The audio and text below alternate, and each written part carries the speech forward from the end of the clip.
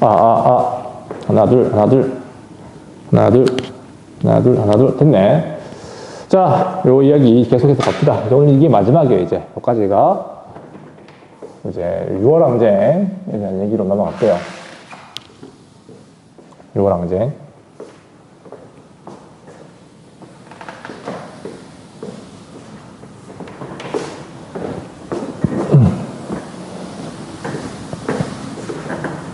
유월항쟁. 우리가 이제 이거는 영화로도 많이 봤기 때문에, 맞죠? 근데 이게 왜, 사람들이 그렇게 많이 등장했는가, 저항했고. 그 핵심은 뭔가 하는 이야기를 갖다가, 아까 얘기했다시피 50 정권의 특징부터 잘 기억해 둬야지 이게 이야기가 이어집니다.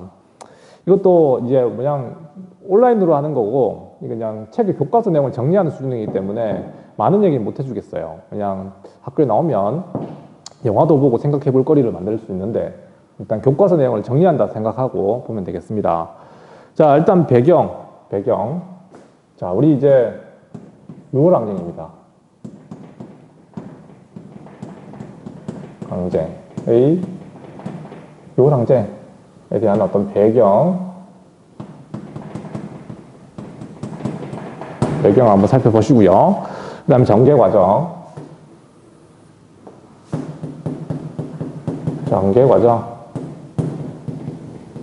결과. 알겠습니까? 결과.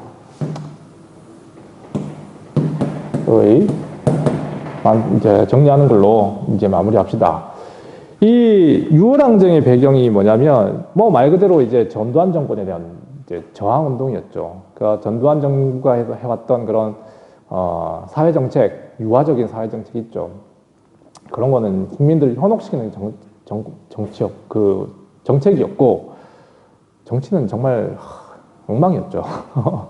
예, 엉망이었죠. 이제 고문과 구속을 통해 가지고 강압적인 통치를 하는 방식은 여전히 이제 군사정부의 모습입니다. 군사정부의 어떤 잔재기 때문에 그걸 그대로 이어갔던 거야. 알겠습니까? 그러니까 시작은 1985년 국회의원 선거에서 시작된 거야. 알겠습니까? 그러니까 85년이면 전두환 정부의 거의 이제 그냥 중간 정도 되는 시기잖아, 맞죠? 임기 7년 중에 거의 이제 중반이잖아. 근데 놀랍게도 이 선거에서 야당의 돌풍. 알겠습니까? 민정당이 여전히 집권당이긴 한데, 야당이었던 이 당시 신민당이 무려 50명의 국회의원을 갖다가 후보를 해가지고 50명을 당선시키는 놀라운, 100% 당선이라고 하는 놀라운 성과를 냈던 거야. 알겠습니까? 놀라운 이 50명의 당선된 숫자. 알겠습니까? 이 바람에 미국으로 건너갔었던 김대중 씨가 돌아오게 되고, 야당의 핵심으로 이제 그러니까 전두환 정부를 저항하는 핵심 세력으로 떠오른 거죠. 이미 박정희 정부 때 탄압을 받았었고, 전두환 정부가 들어설 당시에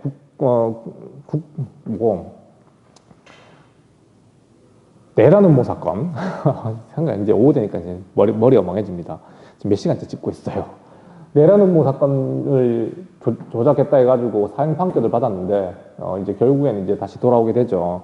당연히 펄펄 뜁니다. 이 당시 전두환은, 김대중 씨가 돌아오자마자, 공항에서 구속해가지고 감옥에 넣는다 이렇게 막 협박하기도 했었는데, 그럴 수가 없었죠. 미국이 가만 안 두겠다고 또 미국에 또 압력이 있었고, 민주주의, 그러니까 이제 미국은 좀 아이러니한 게, 이런 군사정부를 탄생시킬 것도 배후에 있었고, 사실은. 알겠습니까? 그런 가운데서도 또 한국의 민주주의를 갖다가 좌시할 수는 없는 상황이고, 자기들이 민주국가인데 독재정권을 갖다가 막 밀어준 것도 그렇잖아요. 그러니까 양면성이 있는 것 같아. 미국이라고 하는 나라가. 사실상 박정희 전두환 정부를 탄생시켰던 배경에는 미국이라고 하는 배후 세력이 있고요. 그렇고, 또 자기 스스로가 민주주의를 채택하다 보니까 민주주의를 탄압하는 이 불법적인 정부의 어떤 행태를 갖다 가만히 둘 수도 없고, 알겠습니까? 김대중은 그 가운데서 가장 혜택을 본 사람들이죠. 알겠습니까? 자, 그렇습니다. 어쨌든. 자, 그리고 이제 이 당시 이 야당을 중심으로 요구하는 게 뭐였냐면, 이제, 자, 간선제를 갖다가, 간선제를 뭘로 바꾸는 거? 직선제로 바꾸자. 요구. 나오기 시작했던 겁니다. 직선제, 요구. 알겠습니까? 간선제를 직선제로 바꿔야 된다는 이런 어떤 주장을 야당을 중심으로 이루어지고 있었고, 당연히 이제 이거 정부는 가만 안 있죠. 알겠습니까? 이거 이제 야당을 갖다가 본격적으로 탄압하기 시작합니다. 알겠습니까? 야당을 탄압하기 시작합니다. 그 대표적인 게 뭐냐면 북풍. 야, 이건 너네 이제 꼭 선거 때 등장하는 거야. 이 북한을 이용하는 어떤 여러 가지 정치 공작. 북풍이라고 하는 북풍. 알겠습니까? 북풍을 이용해가지고 북풍 공작. 이 말이 좀 너네 처음 들어보는 말. 우리는 익숙한데 당신들은 모를 수 있어요. 선거 때만 되면 북한이 이렇게 등장해요. 미사일을 쏘거나 뭐 천안함 사건도 그렇고 하여튼 이런 북풍 공작이 뭐냐면 이 당시는 금강산 댐 사건이라고. 금강산 댐 사건. 이게 뭐냐면 북한이 금강산 근처에다가 댐을 만든대. 근데 거기 이제 댐을 만들어가지고 만약에 그 댐에 물을 가뒀다 한꺼번에 풀어버리면 서울이 잠긴대요. 무섭죠? 우리 서울에 안 살고 있으니까. 그렇지만 그 당시에 서울에 살고 있는 사람 얼마나 공포했겠습니까? 이렇게 그림 막 그려가지고 육상 빌딩에 3분의 1이 막 잠기고 막 서울 시내가 물바다가 되고 이런 거 그런 거 보면 무섭잖아. 금강산 댐 사건이라고. 그 때문에 우리도 평화의 댐이라 해가지고 평화의 댐 만들어야 된다고 녹음운동 벌이고. 어쨌든 이거 전부 다 이제 북한을 이용해가지고 공포 분위기 만들어 놓고 만약에 야당이 당선되면은 야당이 만약에 권력을 장악하게 되면은 위험해진다. 우리가 북한이 흡수된다 하다는 어떤 그런 공포심을 갖다가 국민들에게 막 심어주는 거죠. 너네 이게 참 무서운 거야. 정치할 때 정치인들이 이렇게 공작하는 거, 북풍 공작. 자, 반공 분위기를 갖다가 이제 상승시키는 거죠. 알겠습니까? 그 다음에 또 아까 했던 고문, 이제 여기서 나오는 거야. 고문. 알겠습니까? 조작 수사. 대표적인 게 뭐냐면 이 민청년 사건, 이 부천서 사건,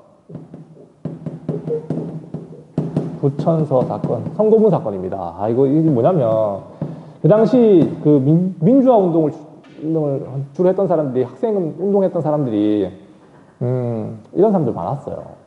그러니까 일부러 노동자가 되는 경우가 많았습니다. 그러니까 가장 하층민이었던 노동자로 이제 복무하면서 노동자가 되어가지고 노동운동 조직하고 참 그런 사람들 많았거든요. 그러니까 대학 나왔으면 거의 잘 살 수 있는데, 좋은 데 취직할 수 있는데, 그거 다 가는 그 길을 버리고 이제 스스로 노동자가 돼가지고 노동운동 좀 했던 사람이 있었거든요. 김경숙이었던 것 같은데. 잠 생각 안 난다. 하여튼 그 서울대 출신인데 하여튼 그 여자 노동자였던 사람을 갖다가 부천 경찰서에서 성고문했던 사건이었어요. 이게 부천서 사건. 이것도 밝혀지게 되고, 더 충격적인 사건은 바로 뭡니까? 우리가 이제 노랑쟁이 할 때 꼭 이거 얘기하잖아. 박종철 고문치사 사건. 이게 87년 1월에 있었던 사건이거든요. 1월에 있었던 사건인데, 알다시피 이 사건은 그 당시 이게 인천에서도 많은 시위가 있었거든요. 이것도 너무 길어지는데, 인천에서도 시위가 있었고, 하여튼 그 시위를 주도했었던 학생을 검거하는 과정에서 이제 이 박종철 씨를 이제 잡아다가 이제 주동자였던 사람을 이제 불어라고 하는 과정에서 이제 사망한 사건이었죠.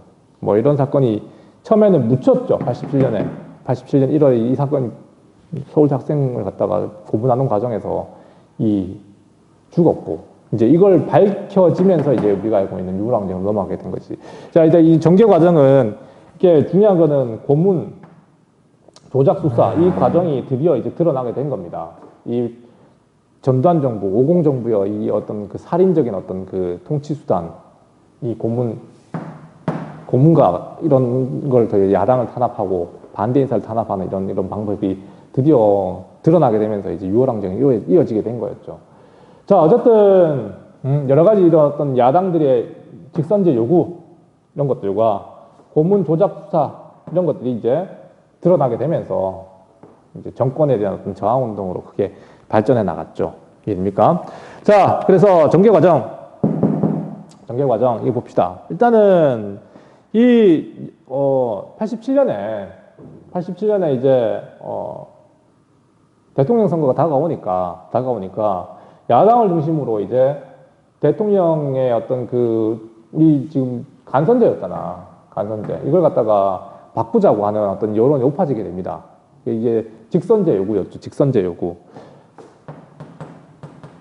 직선제 요구에 대한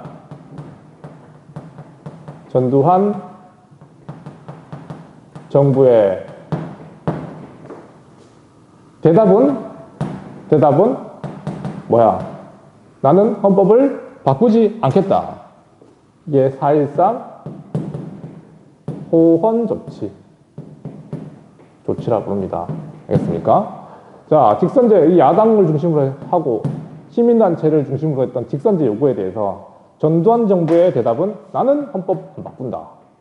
4.13 호헌 조치예요. 알겠습니까? 자, 이러면서 이제 전두환 정부와 시민사회단체는 이제 갈등에 이제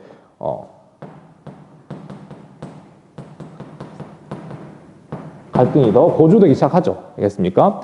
그런 가운데서 터진 겁니다. 그런 가운데서 우리가 영화에도 봤다시피 박종철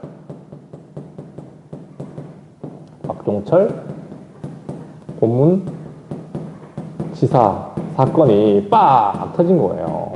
그러니까 이게 이미 이제 직선제를 갖다가 요구하고 있는 시민사회단체와 이걸 갖다 지키려고 하는 전두환 정부의 어떤 대결적인 그 정치 국면에서 이 전두환 정부의 어떤 그 불법성과 잔인성이 또 한 번 팍 드러난 거예요. 이해됩니까?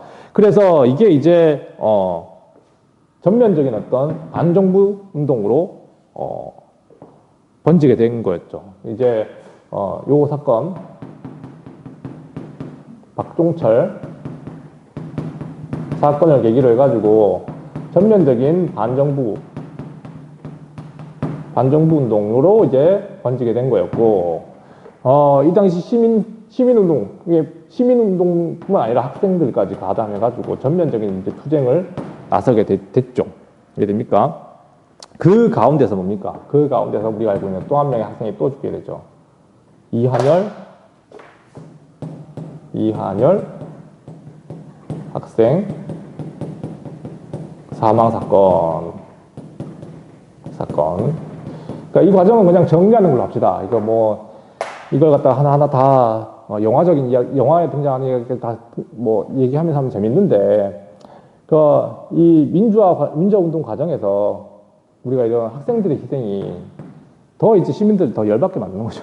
그러니까 이런 어떤 이 고문 조작 사건을 통해 가지고 정권을 유지하려고 하는 그런 이런 살인적인 정부에 대해서 학생들이 계속 이제 희생되는 과정 속에서 이제 시민들은 더 분노하는 거고, 이됩니까? 자, 시민층에 이걸 계기로 해가지고 시민층은 더 결집하게 됩니다. 층에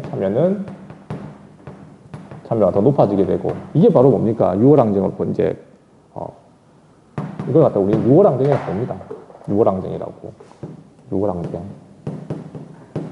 이 당시에 넥타이 부대라고 불리는, 자, 이제 이 시민층, 회사에서 일하고 있던 이런 회사원들까지도 이제는 가담해가지고 이런 전두환 정부의 어떤 그 퇴진 운동에 가담했던 6월항쟁이라고 불리는 6월항쟁. 맞죠? 그래서 결국에는 항복하죠. 전두환이 항복. 여기다 줄게. 전두환 한 정부의 항복. 알겠습니까? 간단하게 적읍시다, 일단. 이게 뭡니까? 바로 6.29 선언이라고 부르는 거예요. 6.29 선언. 6.29 선언이라고 부르는 거. 그러니까 중요한 분기점은 일단은 4.13 보원조치. 교과서대로 정리만 합시다. 일단 알겠습니까? 보원조치. 그 다음에 그 과정에서 시위가 격렬해지고, 시민들이 이제 여기에 대한 저항운동이 거세졌던 게 바로 6월항쟁. 결국에는 6.29 선언으로 6월항쟁이 이루어지는 과정. 우리는 이게 87년의 6월항쟁입니다. 라고 우리는 정리하면 되겠습니다. 중요한 거는 정도원 정부가 가지고 있었던 이런 5.9공화국의 어떤 유신헌법적인 이런 유신헌법을 계승했었던 이 헌법을 갖다가 바꾸는 과정입니다. 알겠습니까? 그 긴급조치권 이런 건 없어졌지만 이렇게 사실상 이거는 이게 선거인단 대통령 선거인단이라고 하는 게 과거에 통일주체 국민회의가 뽑았던 거랑 뭐가 다릅니까? 그러니까 이게 자기가 두 번 집권하지 않더라도 자기 후임을 갖다가 임명하면 자기는 충분히 권력을 가지고 있었다고 판단했던 것 같아요. 그 후임은 노태우로 생각하고 있었고, 이해됩니까? 그러니까 이 직선제를 갖다가 관철시키는 과정, 저 헌법을 바꾸는 과정이 바로 6월 항쟁이었던 겁니다. 알겠습니까? 그래서 탄생했던 게 바로 몇 공화국이제 6공화국이 탄생한 거예요. 이게 바로 오늘날의 헌법입니다. 당신들이 살고 있는 이 헌법이 바로 6공화국의 헌법인 거야. 일단, 자, 정리하자면, 자, 대통령 중심제인 건 맞지만, 대통령의 임기가 바뀌었어요. 대통령의 임기가 몇 년?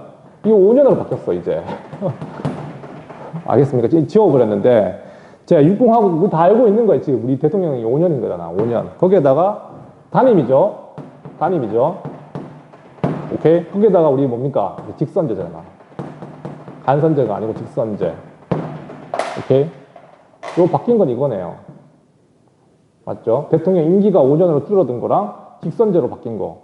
근데 계속 얘기하지만 이거는 우리 6공화국의 헌법은 아직도 뭐가 남아있는 거야, 이게. 우리 헌법에. 유신헌법에 흔적이 남아있는 거라고, 이게.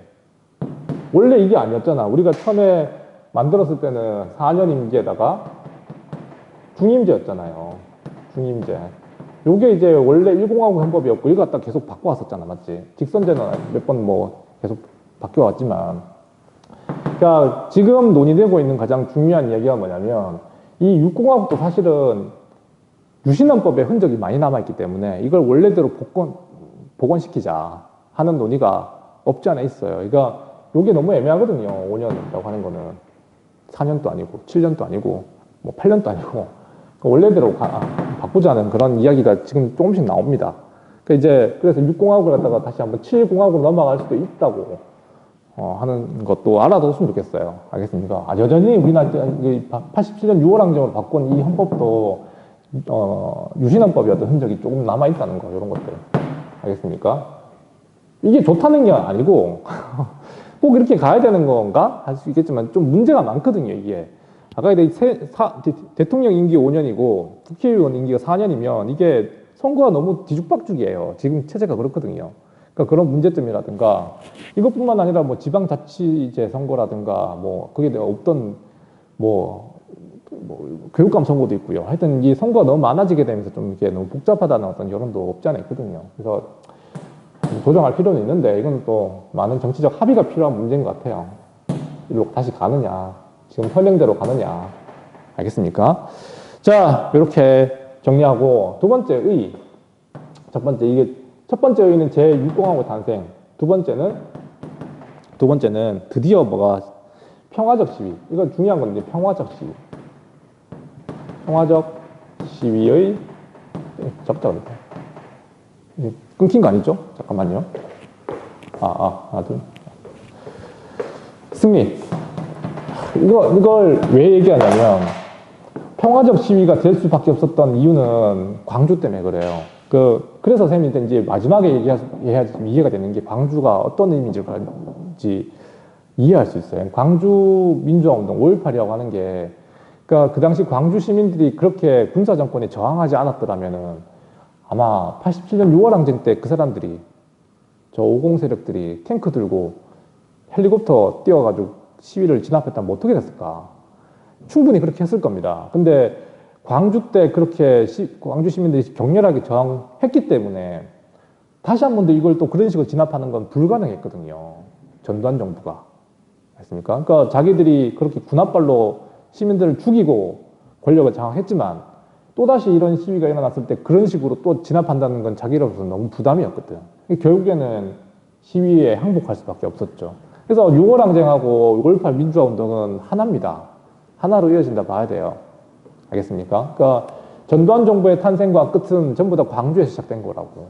6월 항쟁도 그 연장선상인 거지. 그러니까 이 평화적 시위가 승리할 수 있었던 가장 큰 우리의 그 빚은 광주 시민들한테 있는 거예요. 우리가 누리고 있는 이 정치적 자유 다 광주 시민들의 피와 눈물로 딛고 있는 거라고. 그렇게 좀 알았으면 좋겠습니다. 알겠습니다. 우리 나라의 민주주의 발전했어 가지고 그러니까 광주 시민들의 어떤 역할은 굉장히 컸다는 거. 역사를 배웠으면 제발 좀 예, 그런 어떤 평가에 대해서 좀 잘 알아줬으면 좋겠습니다. 자, 이렇게 됐고요. 그 다음에 더 마지막으로 이제 할 수 있는 거는 군사 독재 끝난 거예요. 군사 독재라고 하는 게 사실상 끝난 거죠. 물론 87년 선거에서 김대중 씨나 이 김대중 지워버렸네. 김영삼 씨나 김대중 씨 중에 대통령이 됐더라면 이게 4.16 항쟁의 완성이죠. 완성이었지만 놀랍게도 이 당시 이 민정당 후보였던 노태우가 당선됐거든요. 이게 참 안타까워요. 이게 그것까지 얘기하려면 좀 얘기가 길어지지만 이 민주화 세력이 분열, 이게 87년 이후에 또 다른 어떤 갈등의 씨앗을 뿌립니다. 바로 지역 갈등이라고 하는 거. 우리 지금 경상도하고 전라도하고 지금은 많이 사라졌어요. 사실 많이 사라졌어요. 이 야당 지도자였던 김대중 씨와 광주, 전남, 전라도를 대표하는 정치인이죠. 그 다음에 경상도, 부산, 경남을 대표하는 이 김영삼, 이 두 세력 간의 어떤 갈등이 지역 감정의 어떤 시작이 되지. 물론 그 이전에 박정희 정부 시절부터 일단 그 경제 불균형 발전, 전라도 지역은 경제 개발에 철저히 소외됐던 지역이었거든요. 그래서 경제적 불평등도 하나의 원인이긴 하지만 사실 지금 지금도 일부 남아 있습니다. 사라졌지만 경상도와 전라도 간의 어떤 정치적 갈등, 지역색이 많이 다르잖아요. 그건 이때부터 뿌려진 거예요. 김대중 씨와 김영삼 씨가 이렇게 결별하고 이제 서로 다투면서 특히 이 87년 선거에서 노태우에게 다시 정권을 내주게 되면서 민주 세력은 분열돼 버렸죠. 그런 건 잘 모르겠는데. 자, 여기까지가 되겠습니다. 알겠습니까? 6월 항쟁이 가지고 있는